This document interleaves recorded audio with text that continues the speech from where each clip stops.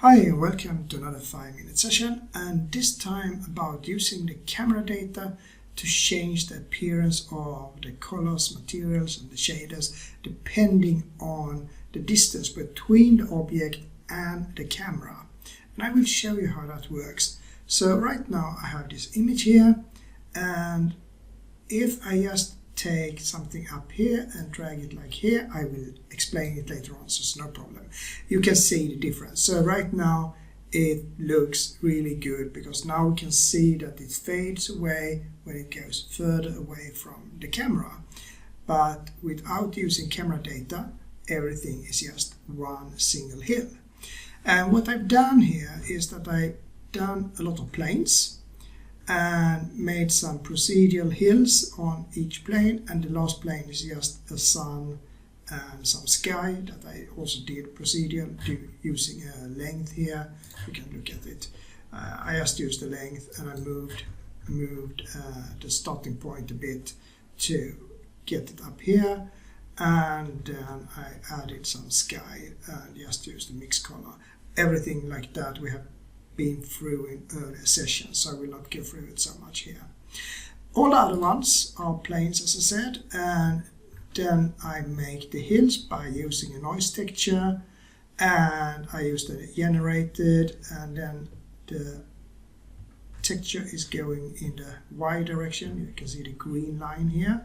So I just cut in a certain distance using the noise and using the y-axis. So if those are less, if the noise is less than the y-axis value here, it will be true, and that means that we have a 1 in the bottom, or it will be 0 if it's a higher number, and then it will be 0 up here, and that means that I then connect that to alpha later on here and make it, in that case, transparent. This works in cycles. In Eevee you have to change the alpha bit, and I have shown you that in earlier sessions as well. So that makes the hills, and then we need some camera data to make separation between the plane, because we need to know that this should be fading for each plane or for each hill here. And then we can use different things here. We can use a view vector, view Z depth and view distance. And in our case here, if I connect those, there is no difference between using the Z depth and the distance. They look exactly the same. That is because we are going like a straight line in the Z direction. But if we're using 3D objects and it's not just the Z, then we take in account also X and Y a bit when we use the view distance. So it can differ a little bit, but in most cases you can use both of these. Then I divide it with a strange number. And why do I do that? Well, if I look at my different planes here, I can drag this in so you can see it. Then you can see that the plane for really far away, that is just the sky. I don't care about that. I will not fade it. But the other plane that is 30 meters away, then I have a plane on 20 meters, I have a plane on 10 meters as you can see here, and I have a plane on 5 meters, and I have a plane on 0, and the camera is also moved a bit, so we have to add that as well.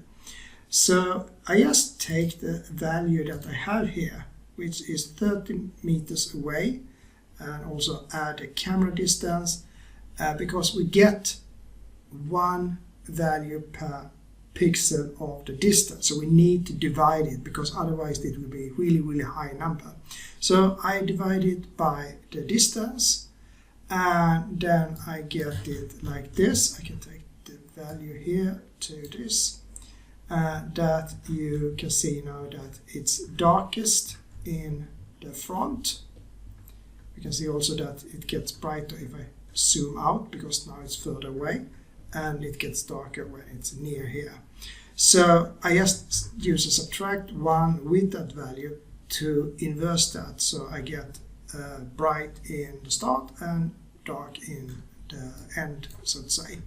And then I just put that into the factor, and in the factor I use green in the start point, and then I go further away, and then it simulates more and more of the sky color here, and then we get everything.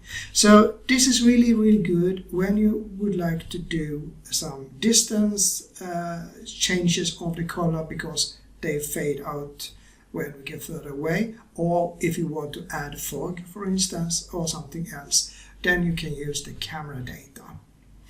Okay, so then you know a little bit about the camera data as well, and as usual I just say bye for now and see you tomorrow.